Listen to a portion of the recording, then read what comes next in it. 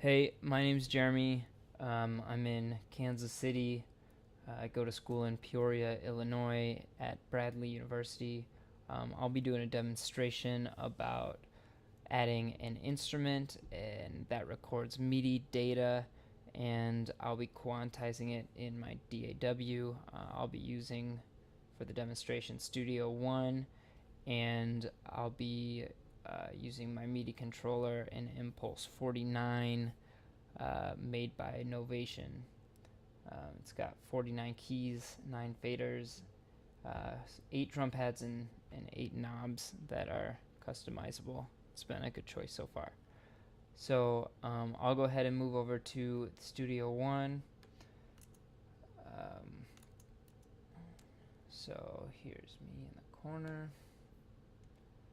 So here's Studio One. Basically, in order to add an instrument, you'll choose on the right-hand column, you'll choose any of these different synths or synthesized tunes or any of these MIDI compatible instruments, and you'll just drag and drop. It's really easy in Studio One. So I just chose an accordion, and we can see that it works, registers just by dragging and dropping. And now my next step is to set the click. In order to edit your click, you'll click on this wrench, which will pop up this toolbar menu. It's easy to customize the click however you want. These options for the pull down menu will allow you to kind of change the instrument you want or the sound the click to make. Your click sample will be the first click, and then your accent will be the 3 clicks after to make a full bar. It counts to 4, so 1 and then 2. Right now I have mine set on click and clave. My click level, my first one, I always have a little bit higher so I know where the start of the bar is. In order to add more bars, you can say you want 2 bars before it starts recording. I have set mine to 2. You'll see what I mean when I press record. It'll count to 2 bars before it lets me record. So just exit out of there, and then to turn on your metronome, just click this little metronome looking button, and then turn on your pre-count, which is this thing in the bottom right, or on the left hand side of the metronome. So in order to record, go ahead and click record, and you'll see that it counts to 2 bars before it lets me record. And there we go. So I'll just record something simple.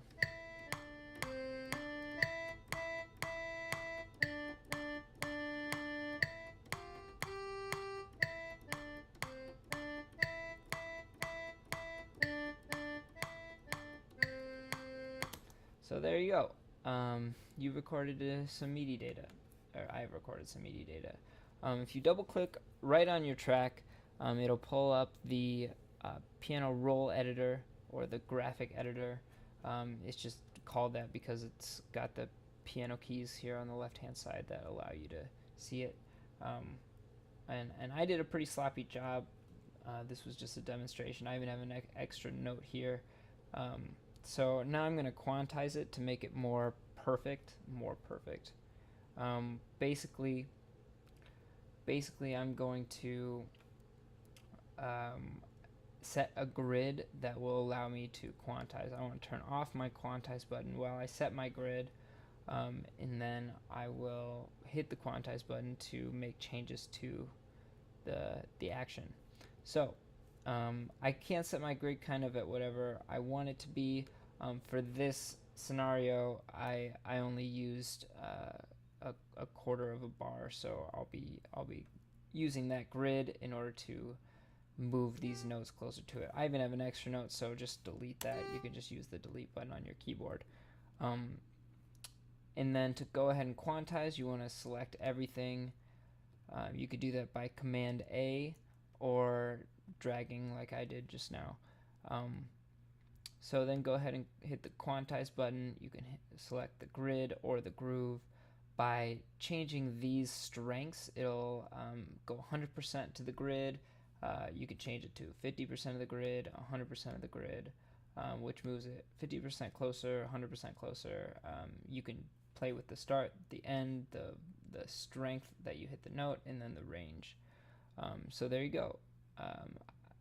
By just that, you can either have a groove or a grid, depending on what you're looking for.